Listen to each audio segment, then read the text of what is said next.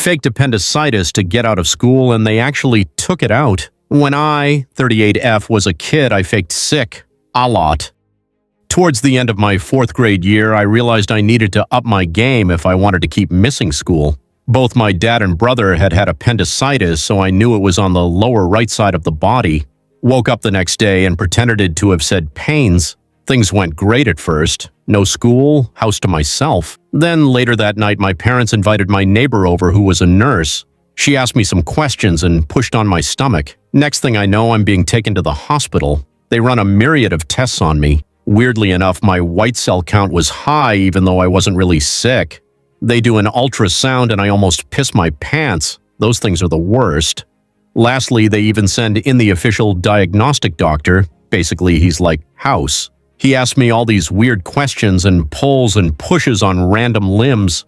I say OW randomly, hoping I don't get made. They ask me like 35 times whether it's my first period, and after the 35th no, they send me upstairs to prep for surgery. This is when I start to internally freak out.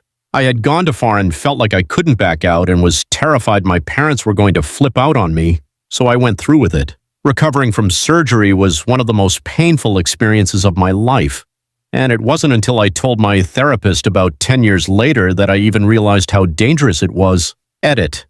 I find it kind of funny that a story about me making a huge lie is being accused of being a lie. Karma, I guess, LOL second. Edit. Tons of people commenting about an ultrasound not being painful. They had to fill me up with liquids for the test and then they pushed down on my bladder with the wand thing.